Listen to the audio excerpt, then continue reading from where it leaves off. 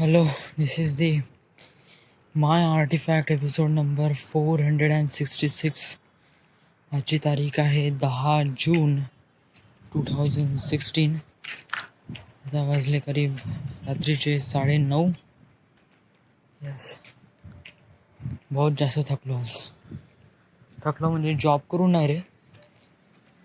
आज मी बहुत जास्त खाल्लं. म्हणजे डब्यावर करीब 7-8 पोळ्या खाल्ल्या तिथे जॉबवर होतो तेव्हा. नंतर 5 वाजता बहुत भूक लागली होती, तर मी होतो नागपूरमध्ये. म्हणजे नागपूरमध्येच आहे, बट सिटीच्या आतमध्ये होतो. तिथून ते ड्रायव्हरला कोणतरी काम होतं, तिथे गेलो होतो. बहुत भूक लागली होती. समोर चायनीज रेस्टॉरंटची बंडी होती, तर घेतलं 1 प्लेट मंचुरियन. पण त्याला खाऊ शकलो नाही, कारण नंतरच त्यांचं ड्रायव्हरचं काम झालं, तर मला घरी यावं लागलं पटकन. तर त्याला घरी पॅक करून मागितलं, तोपर्यंत पूर्ण थंड झालं होतं. घरी आलो, ते मंचुरियन खाल्लं भरकन. त्याच्यानंतर मग आत्याने जेवण बनवलं, तर त्याच्यामध्ये मी 4 पोळ्या, अंड्याची चटणी, थोडासा भात खाल्ला. पण आज बहुत काही खाल्लं असं फील होऊन राहिलं. त्यामुळे काय की आज मी मस्त 10 लॅब मारले, खालून वरती वरून खालते. अपार्टमेंट होण्याचा हा एक खूप फायदा असतो. जिम नाही का अपार्टमेंटमध्येच असते. पायऱ्या फक्त पायऱ्या चढा उतरा, चढा उतरा, चढा उतरा, बस याच्यामध्ये जिम होते. पूर्ण माणूस पूर्ण एक्झॉस्ट होऊन जाते याच्यामध्ये. आज आर्टिफॅक्ट एपिसोड इज अबाउट मामाजी. म्हणजे मामाजी म्हणजे त्यांचं ॲटिट्यूड, त्यांचं character, it's been so amazing आणि ही इज सो ग्रेट.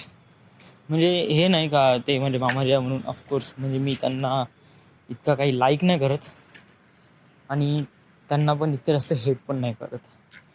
मला आवडते त्यांचा ॲटिट्यूड, ज्या प्रकारे त्यांना कळते की आपण कोण आहे, आम्ही कोणासोबत कसं वागायला पाहिजे, ते बरोबर त्या पद्धतीनं वागते आणि कोणा लोकांकडून आपली रिस्पेक्ट वाढू शकते तिथे काही काम करते.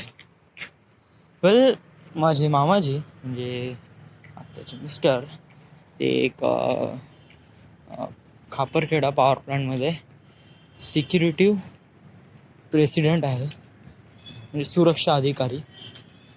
म्हणजे प्लांटचं सुरक्षेचं पूर्ण कामधाम त्यांच्यापाशी असते. So he is the prime. तर एक उच्च पद आहे आणि एक खूप स्ट्रॉंग कॅरेक्टर आहे. तर त्याचं ॲटिट्यूड कसलं असलं पाहिजे, त्याचं राहणीमान कसं असलं पाहिजे.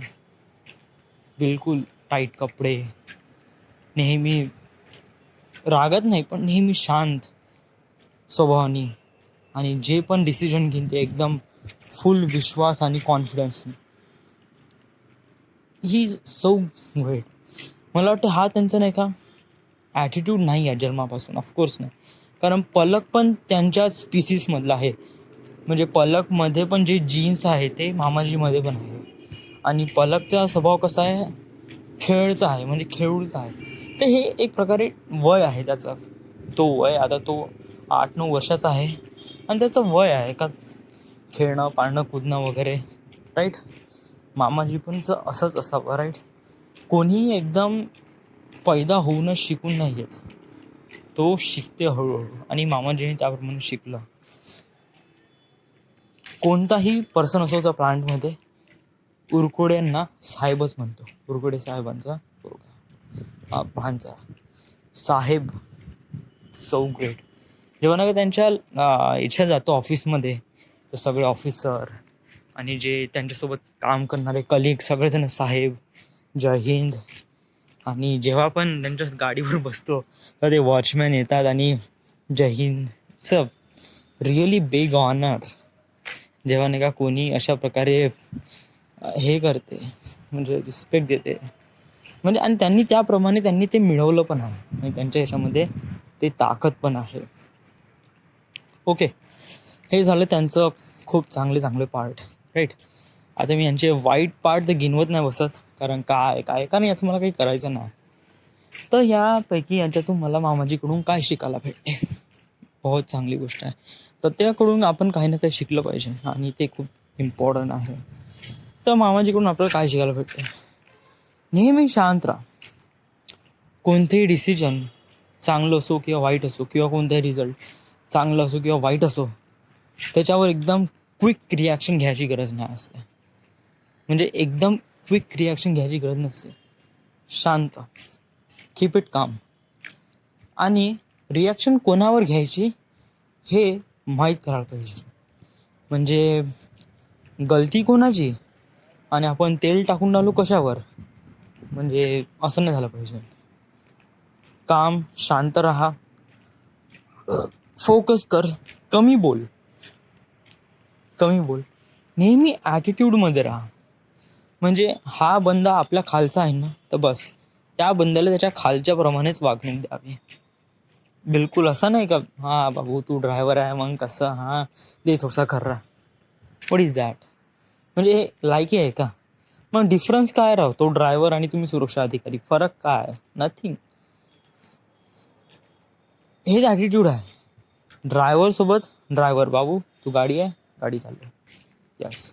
तसं बोलायचं पण नाही, बहुत लाईटली आणि बहुतच हळू बोलायचं आणि बहुतच इम्पॉर्टंट असं तरच बोलायचं, तो बोलायचंच नाही. त्यांच्याकडून ह्या गोष्टी खूप काही चांगल्या गोष्टी शिकायला भेटते. म्हणजे नाही का, पहिले इम्प्रेशन काय पडते, लुक, त्याचा ॲटिट्यूड, देन पेपर वर्क होते.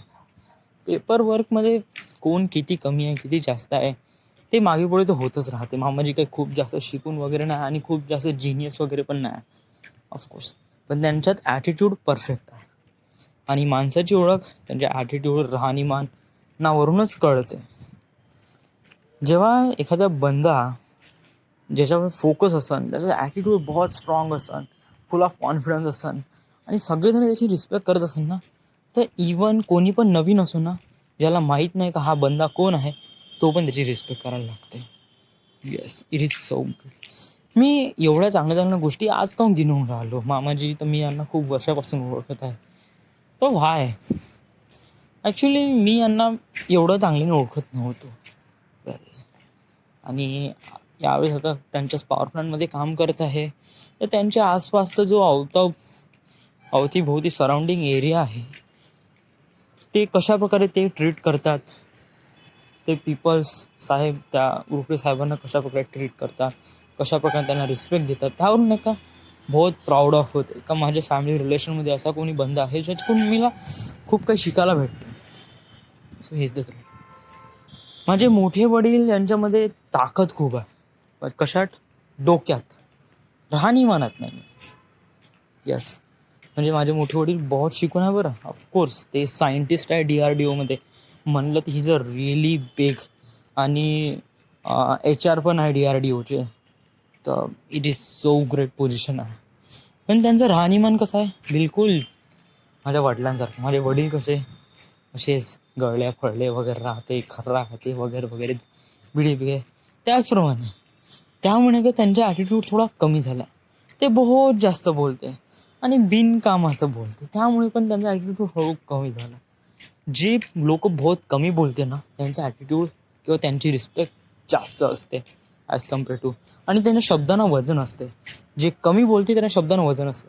ते खूप जास्त गाथा वाथा म्हणते, त्यांना शब्दाला काही व्हॅल्यूज नाही राहत, काही वजनच नाही राहत. मामाच्या शब्दात वजन आहे, काही ना काही करून दाखवण्याचं. त्यांनी म्हणलं आऊट, त्या स्ट्राईकच्या वेळेस ते राजी नाही झाले, तर या सगळ्यांना बाहेर काढा, बस सगळेजण बाहेर, असं त्यांनी. म्हणजे त्यांचा ॲटिट्यूड, म्हणजे त्यांची राहणीमान, त्यांचा way of presentation for some kind of people, it is so great and so amazing. त्यामुळे मला ते कॅरेक्टर खूप आवडतं.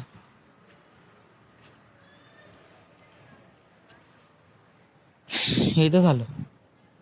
अजून काय आर्टिफॅक्ट एपिसोडमध्ये रेकॉर्ड करण्याला एक, रेकॉर्ड करण्याला एक मित्राबद्दलचं मी अगोदरच सांगितलं. अजून काही नवीन तर वगैरे काही नाही. हेच एक गोष्ट शिकण्यालायक आहे, याला मला शिकायला पाहिजे ना. अजून काल पण मी हे टॉपिक नाही का 8व्या एपिसोडमध्ये उचलला होता की मुली, लेडीज किंवा गर्लफ्रेंड किंवा एखादी फ्रेंड खूप जास्त व्हॅल्युएबल असते का लाईफमध्ये. म्हणजे why we are feeling when we have girl it feels really proud of. Why we are thinking like that. काऊन म्हणजे एक मुलगी जर आपल्या ऐकत असली तर आपण खूप रिच आहे असं काऊन समजतो स्वतःला. Y I don't know. ह्याच्याबद्दल मला काय ॲन्सर माहीत नाही. म्हणजे याच्याबद्दल एक कॅज्युअल ॲन्सर किंवा असं सांगू शकतो का, एक मेलला एक फिमेलचं अट्रॅक्शन असते, एक फिमेलला मेलचं अट्रॅक्शन असते, like a magnetism. North pole to south pole, south pole to north pole. आता काय आहे का, एक बंदा त्याच्यापाशी एक अदर पोलचा कॅरेक्टर आहे, जस्ट लाईक फिमेल कॅरेक्टर आहे, तर दुसरा बंदा त्याला जेलस करते. व्हाय? कारण त्याच्यापाशी तो साऊथ पोल आहे, म्हणजे तो कम्प्लीट आहे. म्हणजे एक प्रकारे ॲटम समजून, आपण एक इन्सान नाही का, एक ॲटम आहे. Positive negative charge. Positive charge आहे म्हणजे स्टेबल आहे, निगेटिव्ह चार्ज म्हणजे अनस्टेबल आहे, राईट. तर आपण जे मेल आहे ते निगेटिव्ह चार्ज आहे, फिमेलसुद्धा निगेटिव्ह चार्ज आहे. जेव्हा निगेटिव्ह निगेटिव्ह हे होते तेव्हा एक बॉन्ड होऊन जाते आणि ते स्टेबल होऊन जाते, मायनस मायनस प्लस. आता काय झालं, आपला एक बंदा आहे ज्याच्यापाशी निगेटिव्ह चार्ज होता, आपल्यापाशी पण निगेटिव्ह चार्ज आहे. आता तो स्टेबल झाला तर मग आपण निगेटिव्ह चार्ज असतो ना, आपल्याला पण एक इंटेन्सिटी राहते. एक प्रकारे ॲटममधले जे मनस्थिती असते त्याप्रमाणे आपल्या डोक्यात मनस्थिती आहे. आपण पण अदर अट्रॅक्शन फोर्सकडे अट्रॅक्ट होण्याचा प्रयत्न करत असतो नेहमी नेहमी, एव्हरी टाईम. त्यामुळे आपल्याला ते बहुत जास्त फील व्हायला लागते, बहुत जास्त इम्पॉर्टन्स वाटायला लागते का ती खूप जास्त मोठी आहे. But actually that is not, definitely not. कारण हे म्हणजे राहते. आता काय आहे की माझं वाढतं वय आहे, मी 21, 22, 23 वर्षाचा आहे आणि का मी यंग आहे, त्यामुळे का मला या गोष्टी खूप जास्त मॅटर करते. बट थोडं मोठं होऊ दे, हे थोडं कमी होऊन जाते. आणि मला डेस्टिनी क्रॅकआउट करण्यासाठी नाही का या गोष्टी कंट्रोल करणं खूप जास्त गरजेचं आहे. कारण माझ्या लाईफमध्ये बहुत साऱ्या मुली आहेत आणि एवढ्या अमेझिंग मुली आहेत तू विचार पण नाही करू शकत. तर त्या अशामध्ये एवढ्या साऱ्या मुलीसोबत काम करावं लागतं, त्याचा स्वतःवर कंट्रोल ठेवावं लागतं आणि हे शिकणं पाहिजे मला. तो दॅट इज इट. आज काही खास नाही, एव्हरीथिंग बिकम नॉर्मल. जॉब वगैरे. आज फ्रायडे, उद्याचा Saturday and then Sunday. So this is the My Artifact episode number 466. Right now we are at Wardha, Maharashtra, Nagpur, Maharashtra. Thank you.